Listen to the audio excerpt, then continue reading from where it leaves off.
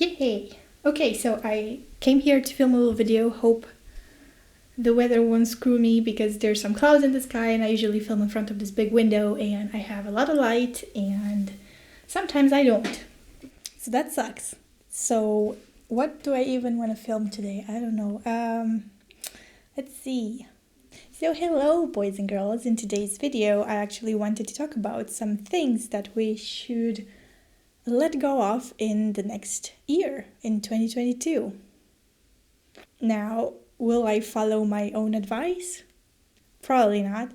It's easier said than done, but I thought I would come up with a little list of things that I think that we should just kick to the curb in the new year, or at least try to do that. As a little end of the year video, I wanted to come here and talk about these things. It's actually 7 in number. Let me know if you think they're good. Let me know if they're doable.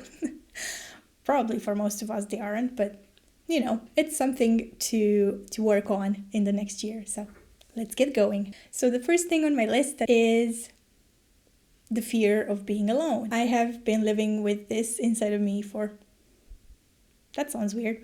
I have been living with this fear for, I think, my entire life. I know we as human beings are wired in a way that we need connection and that we need human beings around us, and we are not made to live alone. But I think it's important to let go of this fear because at the end of the day, the only person that you have in your life that's going to stick around with you forever is yourself. So in a way, you're never going to be alone, in a way, you're always going to have yourself. But I think it's important to not be scared to end up alone, whether we talk about in life or whether we talk about a project that you have going with a friend and he ends up leaving, or more friends and they end up leaving. I don't think we should be scared of that. And I think it's a beautiful thing that we can have ourselves. Now, I think this fear of being alone comes from not knowing ourselves and being afraid that we're just gonna be alone with our thoughts. And I think that's a scary thought. Being alone with our thoughts is a scary thought, yeah. But yeah, I think this is a good thing to let go of, if not in the next year, just in general in life, because at the end of the day, we will still be alone at some point or another. And I think it's important to just learn to enjoy our own company so that we never feel alone. Or if you want, you can get a dog or a cat. That helps. One thing that I realized that I don't know how to do is to actually be alone, in the sense of to not depend on anyone emotionally and in any other sort of way. So for me, it has been kind of interesting to learn how to do a lot of stuff on my own. And I think I want to carry that through the next year as well. So yeah, that's the number one thing, fear of being alone. So let's go to the second thing on my list, which is the fear of starting over. I think whether we talk about moving to another country, whether we talk about changing your job or your career path, or dropping out of university and starting a new degree, or anything that there might be in your life that you want to quit and just start over, don't be afraid to do so, because I think when you are put in a position where you have to quit a certain thing and then you have to start something else, or you have to start something else, I think we tend to be scared of new beginnings, but I think it's a great thing, and new beginnings always tend to teach you a lot about yourself and a lot about your life and a lot about who you are as a person. And I think that's a beautiful thing, and I think we shouldn't be afraid of having the chance to start over. I think if we didn't have the chance to start something new in our life, a new chapter, I think we would be stuck wherever we are, and that's not always a pleasant place. So I think we should be grateful. So moving on to number 3, I have a list on my phone. That's why I'm looking down, because I don't remember these. My memory is not cooperating with me these days. So number 3, we have worrying about the future. So I think we should also let go of this too and just try to live in the moment and to enjoy today and see what tomorrow brings, and we deal with tomorrow when it is tomorrow. But today, it is today. what the hell am I even saying?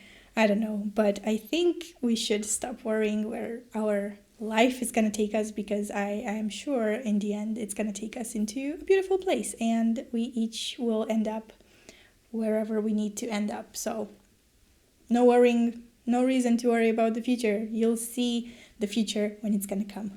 So yeah, I think this kind of ties in together with fear of starting over, because it's kind of like the same thing. You don't know what the future brings, so you're scared of things that might happen in the future. Do you know where I'm going with this? No?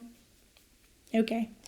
Moving on to number 4 of the things that I think we should let go of in the next year is comparison. Comparing our lives with other people, trying to compete with other people, trying to be better than other people, and all of those feelings that arise within you when you feel like you're competing with someone, and then you automatically compare your life with somebody else's or with whatever you see online. And I think that can be very, very detrimental for our mental health and for ourselves as human beings, and it can actually stop us from growing and developing as people. The only thing or person that we should be comparing to is ourselves, I think. And if you can be better today than you were yesterday, or if you can be better tomorrow than you were today, then you're winning at life. So number 5 is a little thing that I really should be taking into consideration, and that is buying things that we don't need.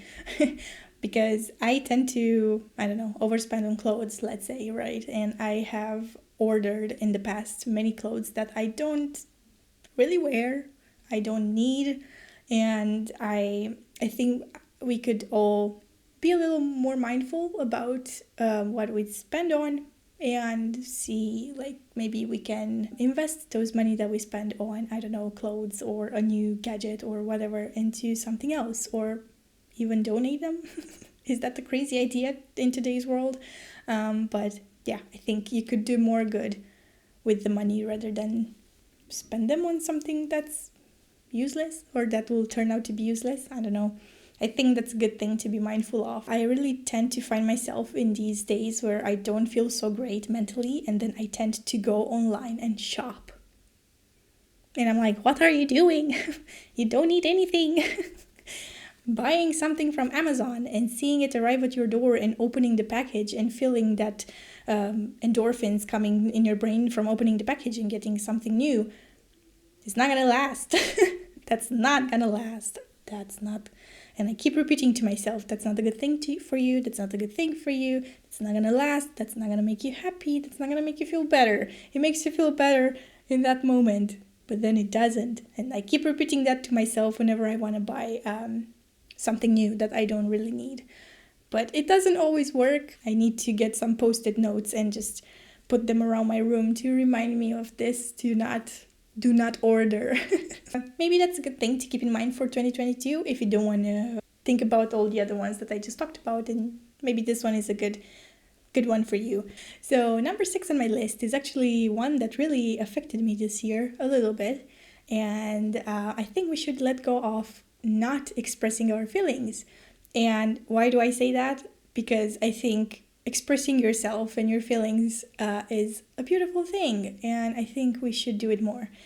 And I know it's uncomfortable, I know it sucks, and I know a lot of people who are having troubles with this. I have a tip, actually, if you are a person that is having trouble with expressing their feelings towards others and you want to learn how to do it better, or to better communicate what you want or what you need.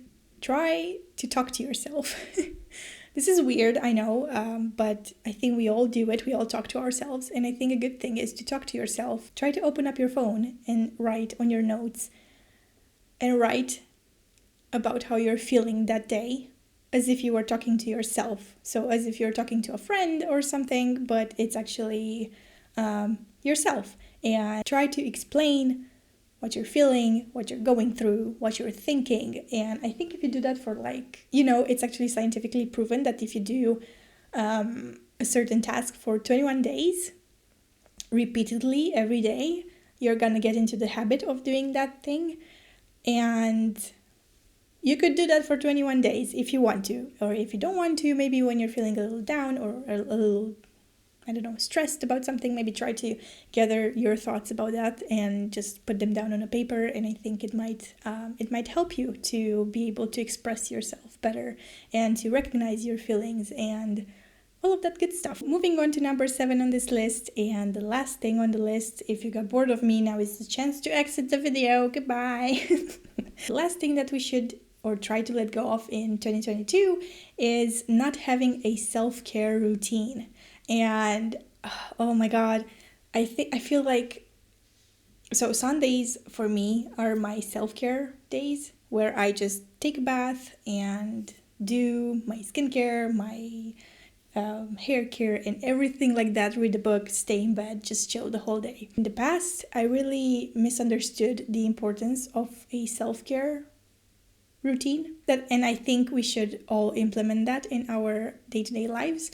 If you can not take a day off, maybe you have children, maybe you have a really busy life, or maybe you're traveling a lot, if you cannot have a full-on day once a week where you just take it for yourself and for your well-being and mental health, try half an hour a day, 10 minutes a day at least, or anything. There's a lot of helpful apps on the phone that you can download, and they have all sorts of meditation or practices that you can take up that might help you with having a self-care routine or a few minutes a day where you can just deconnect. Is that how you say it? And just focus on yourself and turn your attention inward on yourself a little bit and give yourself some attention that you deserve. So maybe I'm gonna make a video in the future with some of those apps, because I have a few on my phone that I use and I really enjoy and love, and they have been helping me as well, besides me taking a day to take care of myself. I think we should all take some time to focus on ourselves and to be with ourselves throughout our days. And I like to call that self-care. That was the last thing I wanted to talk to you about.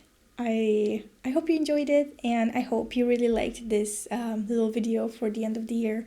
And I'm probably gonna be in Romania partying with my friend by the time you see this video. But I hope you enjoyed it, and I hope you're gonna have a great New Year's, and whatever you're doing next year or in the next year, make it a good one. Hey. Thank you so much again, and I'll see you next year. This stupid joke is so old. Oh my god.